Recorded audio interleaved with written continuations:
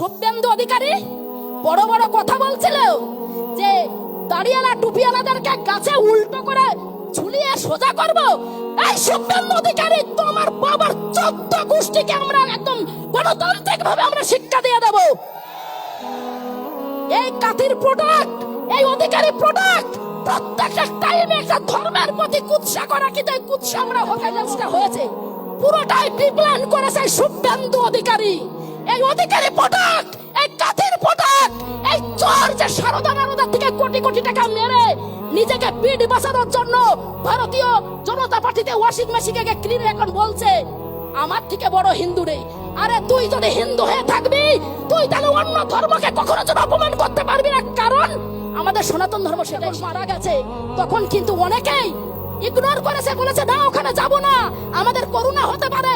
কিন্তু যাদেরকে বলছে পাকিস্তানি, বাংলাদেশি, আফগানিস্তানি, তারাই কিন্তু সেই পরিবারের পাশে গিয়ে দাঁড়িয়েছে। তোমাদের লজ্জা লাগে না? তোমাদের ঘেন্না লাগে না?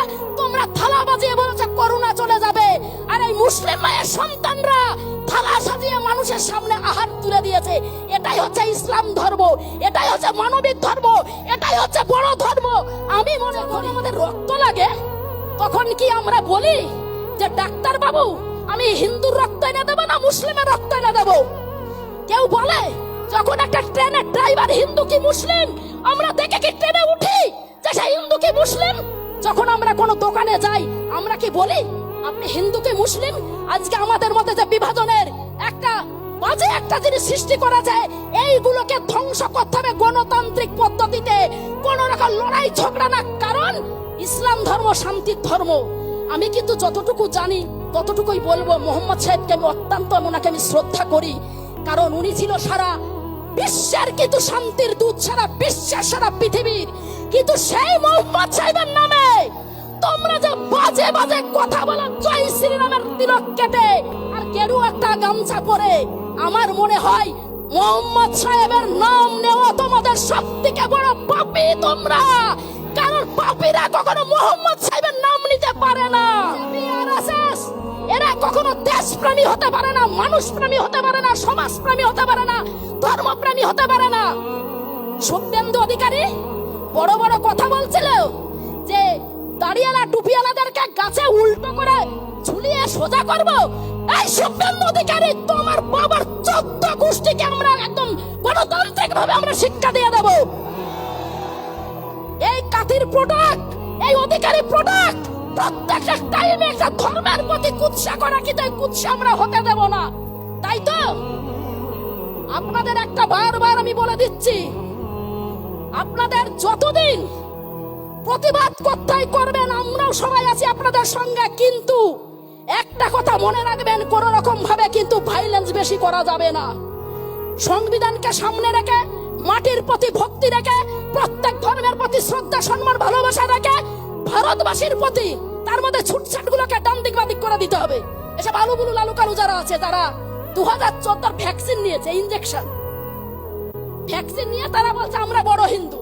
আমি অধিকারী বেটাকে বলেছি আমি, যারা তুমি তো অধিকারের, আমি ভাদুড়ি, আমার ভাদুড়ি পদপি সারা পৃথিবী চেনে। তুমি শেখাবে আমাদেরকে ধর্ম? তোমরা ধর্মের নামে আজকে মানুষের মধ্যে বিভাজন করছো, ধর্মের নামে তোমরা আজকে মানুষের মধ্যে বিভাজন করে শুধু বলছো হিন্দু খতরা মে হয়, হিন্দু খতরা মে হয়।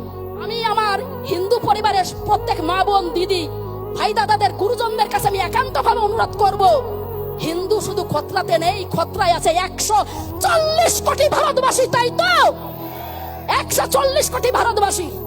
আজকে মুর্শিদাবাদে যে ভাইলেন্সটা হয়েছে পুরোটাই প্রিপ্ল্যান করেছে শুভেন্দু অধিকারী। এই অধিকারী প্রোডাক্ট, এই কাতির প্রোডাক্ট, এই চোর যে সারদা নারদার থেকে কোটি কোটি টাকা মেরে নিজেকে পিঠ বাঁচানোর জন্য ভারতীয় জনতা পার্টিতে ওয়াশিং মেশিনকে ক্লিন এখন বলছে আমার থেকে বড় হিন্দু নেই। আরে তুই যদি হিন্দু হয়ে থাকবি, তুই তাহলে অন্য ধর্মকে কখনো যেন অপমান করতে পারবি না, কারণ আমাদের সনাতন ধর্ম সেটাই শিখিয়েছে। প্রত্যেকটা ধর্ম একতা ঐকতার কথা শেখায়, কিন্তু কিছু গদ্দার এই মাটিতে আজকে বড় বড় গদি পেয়ে সাধারণ মানুষদেরকে যেভাবে সত্যি অসম্মান করছে, ধর্মকে অসম্মান করছে, এইটাকে আমরা কিন্তু কোনোভাবেই মেনে নেব না। তাই একটা কথাই বলবো, আমার প্রত্যেক ভাই, দাদা, গুরুজন, মা বোনেরা যারা যারা আছেন, আমি দেখতে পাচ্ছি বা সাইডে ছাদে রয়েছে, আপনারা একটু সাবধানে বসবেন, বাচ্চা থাকবে যাতে পড়ে না, তাহলে পরে আবার তখন আর একটা ভাইলেন্স সৃষ্টি হবে। আপনারা সাবধানে বসবেন। আমি প্রত্যেকের কাছে, প্রত্যেকের সামনে এই মাটিতে একটা কথাই বলবো, একদম টেনশন করবেন না। এই প্রতিবাদ সেই দিনই থামবে যেদিন ওয়াকফ বোর্ডের কালো ইটা আবার উঠে করে মোদিজি বলবে मैं गलती से कर दिया था। একটা মুসলিম মায়ের সন্তানের গায়ে যদি হাত পড়ে, ওই হাত গণতান্ত্রিক ভাবে মুড়িয়ে ভেঙে দেব। প্রতিবাদ করি আমি, মঞ্চে বক্তব্য দিয়ে আমাকে বলা হয়, স্বপ্না ভাদুরী তুমি তো ব্রাহ্মণ ঘরের বউ, তুমি টুপিওয়ালা, লুঙ্গিওয়ালা, দাড়িওয়ালা, এদের নিয়ে কেন বক্তব্য দাও? আমি সেই সব জানোয়ারদেরকে বলতে চাই, অত্যাচারটা কাদের উপরে হচ্ছে? অত্যাচার যাদের উপরে হবে, এই স্বপ্না ভাদুরী বুক পেতে দিয়ে প্রতিবাদ করবে, দরকার হয় মরবো, তবু মাথা নত করবো না। কারণ আমি ভারত মায়ের সন্তান, আমি মাথা নত করতে শিখিনি। ভারতীয় জনতা পার্টির আমচা চামচা, বেলচা গামচা, আলু বুলু লালু কালুদের পাল্লাই পড়বেন না, তাই তো? তোমরা বলো আমরা নেতাজি সাহেবের মাটির সন্তান, আমরা নেতাজি প্রেমী, আমরা নেতাজি সুভাষচন্দ্র বসুকে খুব ভালোবাসি, শ্রদ্ধা করি, দেশনায়ক। কিন্তু তোমরা এইটুক জানো না, ওই নেতাজি সাহেবকে 3 বার গুলির থেকে বাঁচিয়েছিলেন, সেটাও টুপিওয়ালা, লুঙ্গিওয়ালা, দাড়িওয়ালা মেয়ের সন্তান। তোমরা আমাদেরকে ইতিহাস শেখাও, তোমরা আমাদেরকে ইতিহাস শেখাবে, সেই ইতিহাস আমরা শুনবো। আমি এই বসিরহাট লোকসভার এই পবিত্র মাটিতে দাঁড়িয়ে আমি হাজার হাজার মানুষের সামনে আমি প্রমিস করে গেলাম, একটা মুসলিম মায়ের সন্তানের গায়ে যদি হাত পড়ে, ওই হাত গণতান্ত্রিক ভাবে মুড়িয়ে ভেঙে দেব। ইতিহাসের কি জানো? কি জানো তোমরা ইতিহাসের? মৌলানা আবুল কালাম আজাদ যখন লাহোর জেলে ছিল, তখন ওর ওয়াইফ কিন্তু অত্যন্ত অসুস্থ ছিল। মহাত্মা গান্ধীজি দেখতে গেছেন, দেখতে গিয়ে বলেছে, মৌলানা আবুল কালাম আজাদ তোমার কাছে আমার একটা প্রশ্ন আছে, সেই প্রশ্নের উত্তরটা দিতে হবে। উনি বললেন, মৌলানা আবুল কালাম আজাদ, হ্যাঁ আপনি বলুন। বলছে, আপনার বউ খুব অসুস্থ, আমি আপনাকে অফিসিয়ালি ভাবে যেটা মানে যা কিছু প্রসেসিং করতে এইগুলো করে নিয়ম মেনে আপনাকে আমি বাড়ি নিতে চাই, আপনার বউকে একটু দেখবেন।